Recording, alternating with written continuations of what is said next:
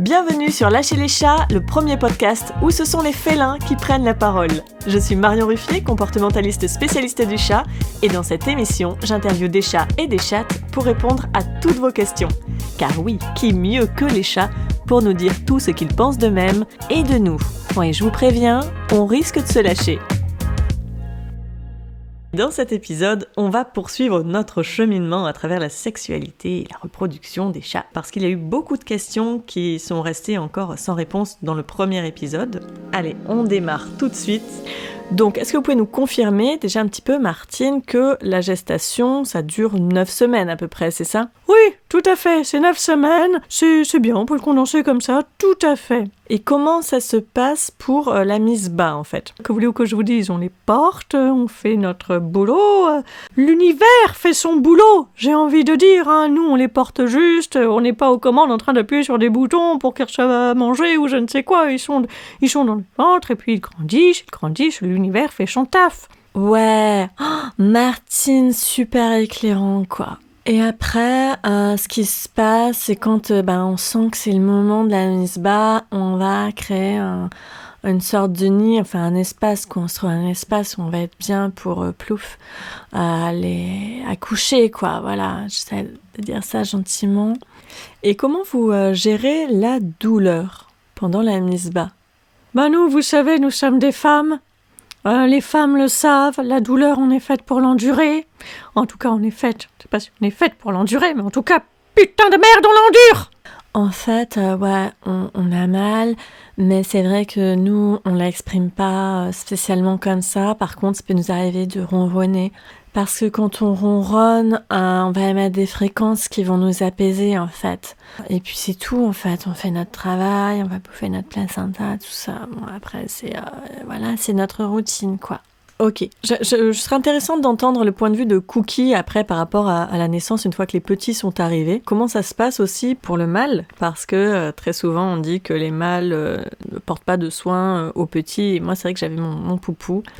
À l'époque, il adorait être avec les chatons que j'accueillais en famille d'accueil. C'était une vraie maman chat. C'était un mâle, mais c'était une vraie maman chat. Il les éduquait vraiment comme une maman. Il leur faisait la toilette, les câlins. Enfin, c'était vraiment, vraiment adorable. Il ne se laissait pas téter, mais il y a des mâles, et j'ai entendu ça il n'y a pas très longtemps, de mon éditrice. Elle a un de ces mâles qui se laissait téter complètement. Elle disait il avait les tétines complètement enflammées, tellement les chatons le tétaient, le prenaient pour la maman. Donc c'est à la fois très mignon, c'est un superbe dévouement. Mais tous les mâles ne sont pas comme ça. Comment ça se passe pour vous, Cookie ? Moi, si je peux me permettre, franchement, que je sois claire et directe, et je ne vais parler que de moi, parce qu'il ne faut parler que des choix, sinon on va créer des polémiques. Moi, en ce qui me concerne, une fois que j'ai donné ma semence, le démoulage, je m'en contrefiche. Moi, c'est fini, je me cache. Après, c'est pas notre délire, nous, la grossesse, les mioches, tout ça... Non, c'est pas notre truc. En tout cas, ça n'est pas mon truc. Après, vous savez, il y a toujours ces espèces de bobos, comme votre poupou, ou comme l'autre chat. Voilà, il y a toujours ceux qui vont dire, oui, moi, je me sens père, machin. Bon, peut-être. Mais bon, globalement, j'ai envie de vous dire quand même que globalement, on se cache, on n'en a rien à faire. Oui, en fait, clairement, il faut le savoir, hein, et je dis ça pour toutes les chattes qui nous écoutent. Globalement, sachez qu'on ne peut pas compter sur eux. Voilà. D'ailleurs, j'ai envie de dire, peut-être qu'au passage, c'est aussi ce qui fait que nous ne sommes pas tellement open pour faire des cabrioles à rallonge. Parce que bon, quand on voit le peu d'implication de leur part, écoutez, ça ne nous motive pas vraiment à faire des efforts, vous voyez ? Ouais, on n'a pas envie de faire des efforts avec ce putain de macho, quoi. Oui, parce que vous savez, je ne suis pas née de la dernière pluie, je vous l'ai dit, je regarde la télévision, j'adore ça, j'ai vu les courants, les hashtags MeToo, tout ça, bien écoutez, je peux vous dire que de notre côté, on n'est pas en reste, nous aussi on pourrait balancer notre chat, on pourrait avoir nos hashtags Catou, parce que franchement, notre lot d'enflure, je peux le dire, il faut le dire, hop, il nous plante, et puis après, il nous plante à juste titre, il nous plante la graine, et puis après, il nous plante, il nous lèche en plan. Donc non. Je pense quand même que j'ai mon droit de réponse, et je pense qu'on peut le dire aussi que dans l'autre sens, les catos, c'est pas non plus des anges. Les catous! Oui, enfin, vous voyez ce que je veux dire. Ne jouez pas sur les mots, Martine, vraiment, ce n'est pas le moment. Mais je vais vous dire que nous aussi, les mâles, nous sommes souvent relégués au rang d'objet sexuel. On nous utilise vite fait, bien fait. On nous fait clairement comprendre de nous barrer. Alors bon, je pense qu'il y a quand même des grands malentendus parce que nous, on voudrait des sentiments, tout ça, mais vous n'en voulez pas. Alors, avant de faire des plans sur la comète et des idées reçues de droite et de gauche, demandez-nous. Oh, des sentiments. Il va essayer de nous faire pleurer. Vous avez des sentiments, mais vous nous mordez le cou, petit bâtard. Ben oui, mais si on ne meurt pas les queues pour vous maintenir, on n'a pas le temps de faire ce qu'on a à faire. Déjà qu'on a un planning ultra serré. Non, et puis en plus, si on reste, vous nous tabachez, tout ça. Non, nous avons des sentiments. Ouais, Jean, ça y est, c'est encore de notre faute, quoi. Ben non, mais c'est vrai, il faut le dire. Nous, on aimerait un petit peu plus, on a des sentiments, des êtres vivants, sensibles, à part entière, et nous sommes quand même parfois extrêmement maltraités par les femelles, et ça, personne n'en parle, je veux dire, et je pense que là-dessus, il ne faut pas toujours nous comparer aux humains, c'est inhumain, c'est un félin.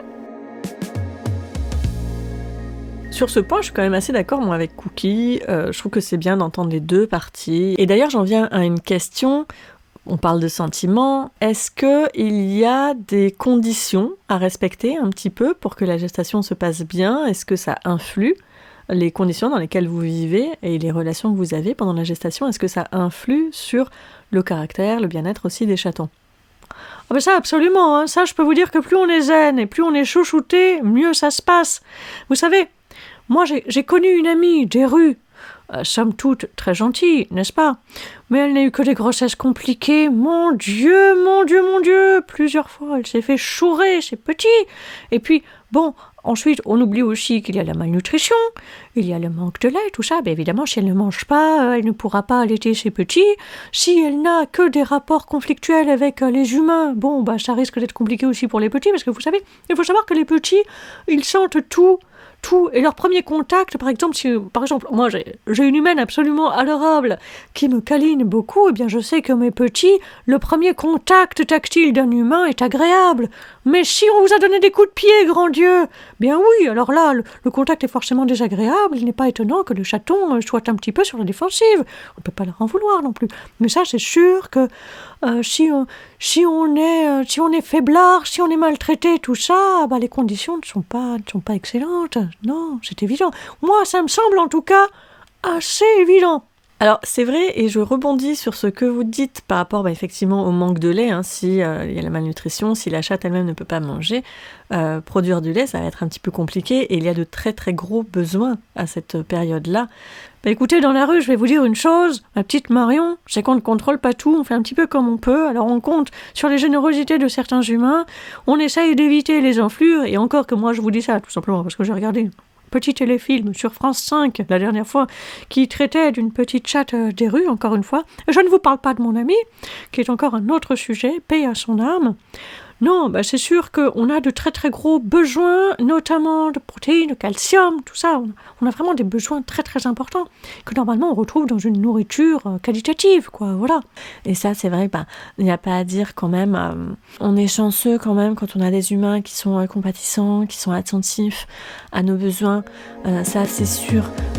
Alors, je voulais rebondir par rapport à ce que vous disiez, Martine, sur la malnutrition, et si la chatte est en carence, par exemple, ça va être difficile aussi pour elle de pouvoir allaiter ses petits correctement et être en forme. Comment ça se passe par rapport aux besoins ?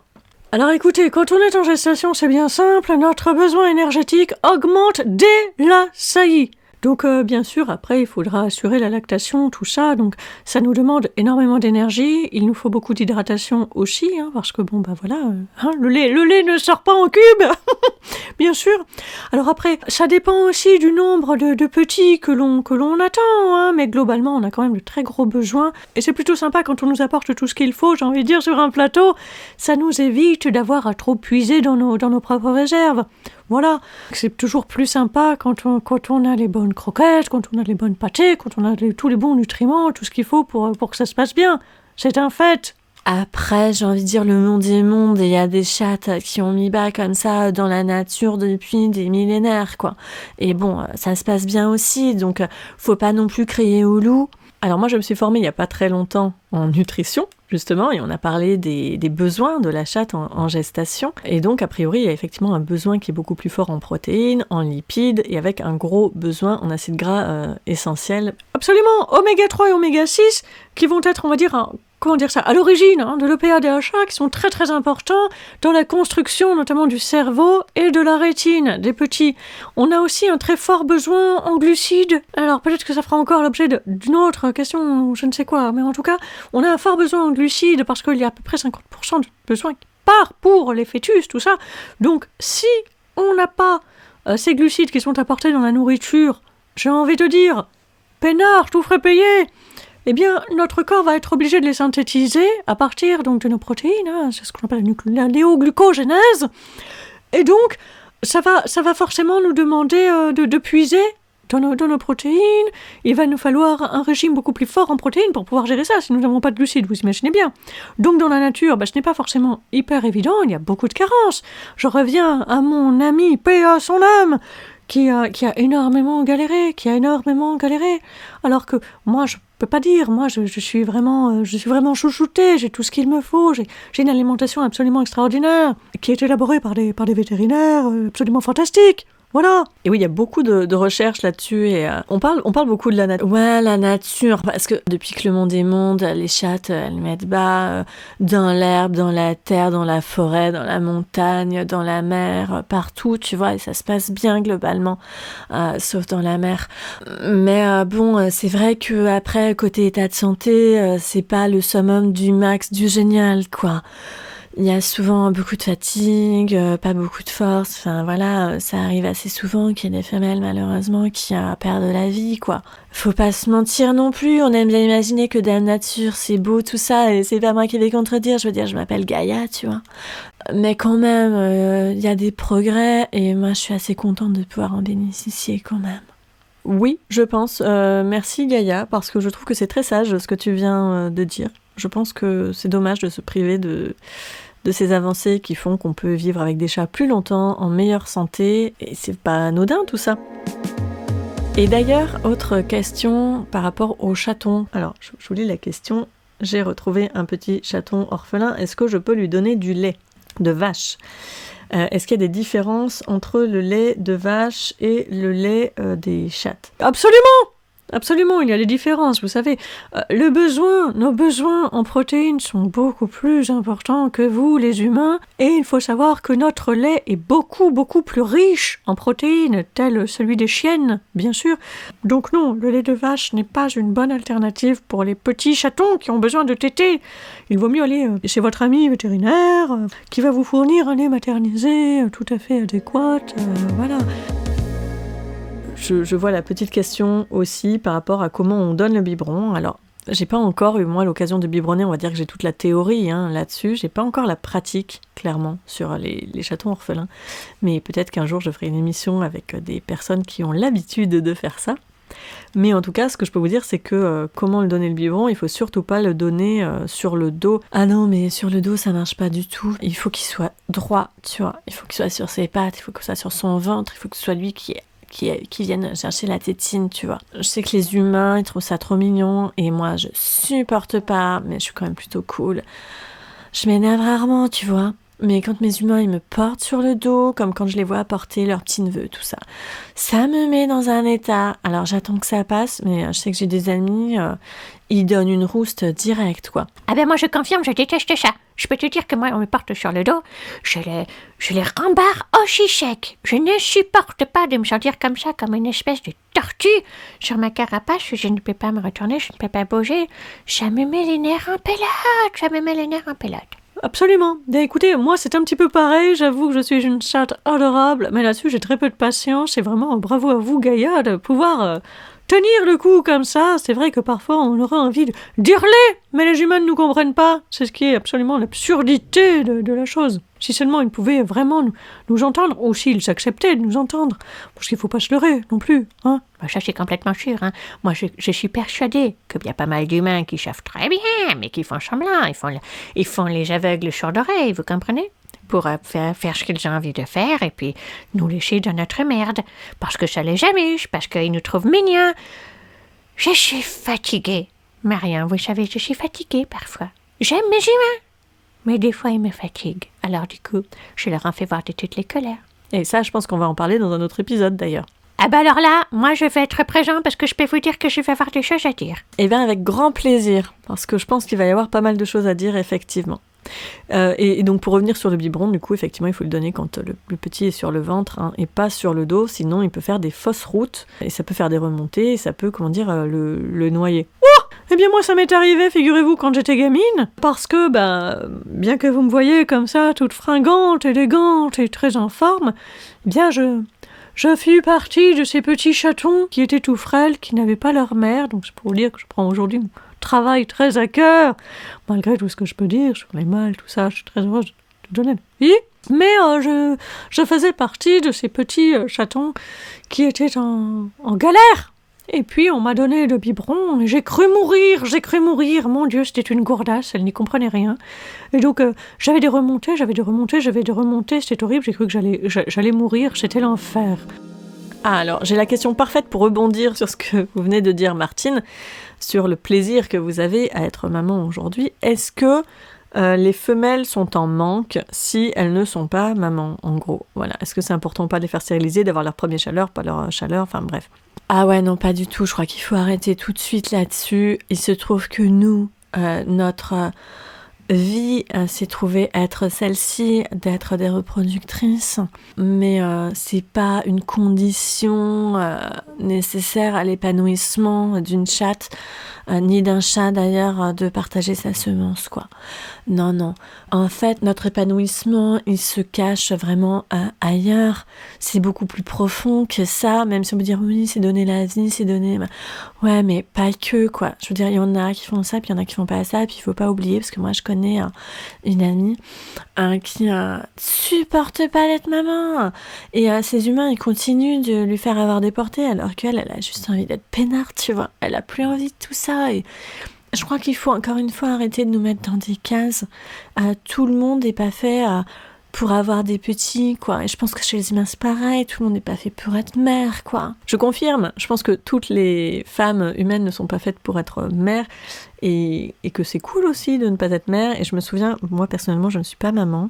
Et une personne un jour m'a dit... On peut être mère de bien des façons. Et c'est une phrase qui m'a énormément marquée, que je répète assez souvent d'ailleurs, et qui j'ai remarqué aider aussi pas mal d'autres femmes quand j'expliquais ça, que ce soit parce que les femmes ne voulaient pas d'enfants mais culpabilisaient, ou alors parce qu'elles ne pouvaient pas pour des problèmes de santé. Et voilà, le fait de se dire « je peux être mère de bien des façons », ça a apaisé beaucoup les cœurs. Je voudrais quand même rebondir effectivement sur cette stérilisation, qui n'est pas un drame. Les chats peuvent être très heureux, même stérilisés, ils n'ont pas forcément besoin de connaître ça, d'ailleurs ça peut être un peu plus perturbant.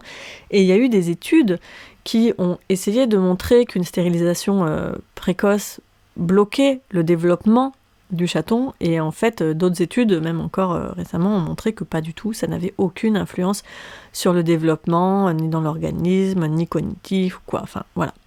Donc en fait, on ne se prend pas la tête, et il faut quand même garder en tête que vivre avec un chat entier, c'est du boulot. Ah oui, alors ça, absolument, vous faites très bien de le dire, Marion, parce que effectivement, j'ai cru comprendre que ça pouvait être un petit peu agaçant. Parfois, moi, quand j'ai des chaleurs et que j'ai personne à me mettre sous la dent, si vous voyez ce que je veux dire, je peux être une vraie teigne. Mais vraiment une teigne. Alors là, je sors mes griffes, je suis méconnaissable. Mais je vois que ça agace très fortement mes humains. C'est évident que c'est fatigant. Et je ne sais pas ce qu'en pensera Cookie. Alors moi, je sais que quand j'ai des envies comme ça, chez mes chats en rythme, je suis intenable aussi. Je suis intenable, j'ai envie de me barrer par tous les moyens possibles. Je suis plus irascible aussi, et vous aussi?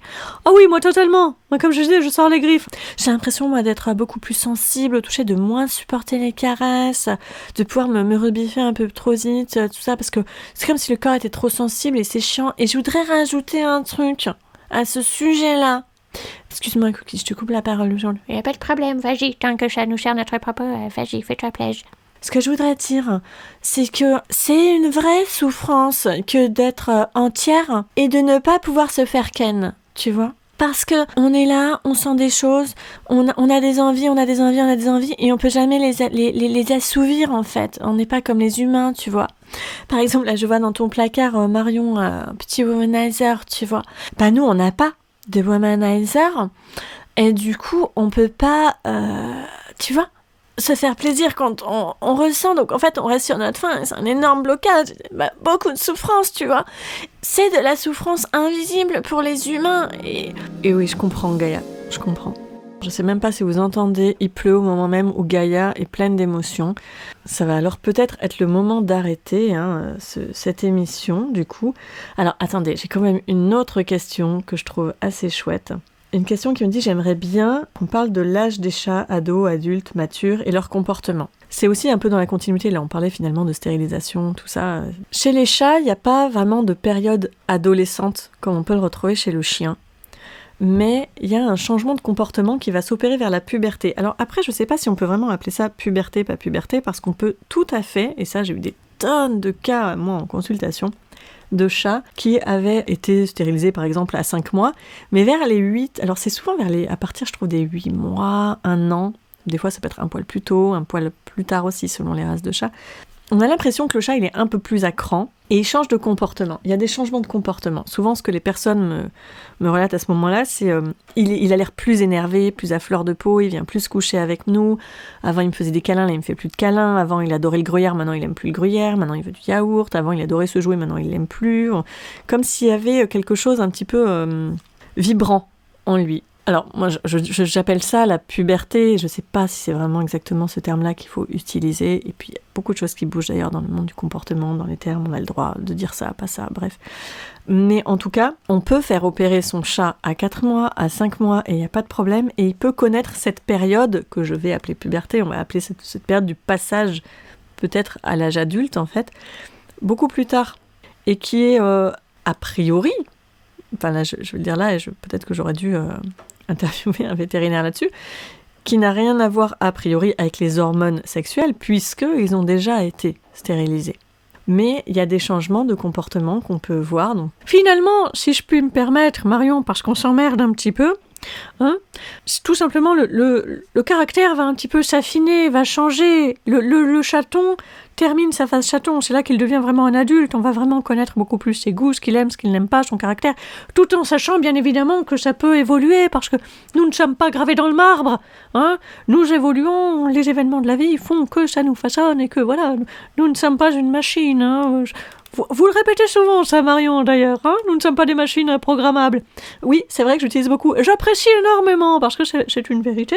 Après, la période mature, elle va être à peu près aux alentours des 10 ans, 11 ans, 12, enfin bref, ça dépend un petit peu, parce que vous savez, il y a des chats qui vont être un petit peu plus sujets, par exemple, à de l'arthrose beaucoup plus tôt que d'autres. Enfin, voilà. Après, il faut faire... Au fil du temps, dans l'observation, c'est la vie ensemble qui fait que nous nous comprenons, enfin voilà. C'est ça en fait le truc, c'est d'être à l'écoute les uns les autres. Et bon, dans notre cas, l'idée c'est vraiment que nos humains soient à notre écoute, et ça c'est dans le respect. Faut pas essayer de voir l'avenir trop en avance ou trop en retard, il faut être dans le présent, tout simplement. Je pense qu'on peut terminer là-dessus parce que... Moi, je crois que je dis des choses quand même très profondes, quand même. Oui. Ouais, c'est profond. Eh bien, on va terminer cet épisode là-dessus. Je vous remercie toutes et tous pour votre écoute. Si vous avez aimé cet épisode, n'hésitez pas à le partager.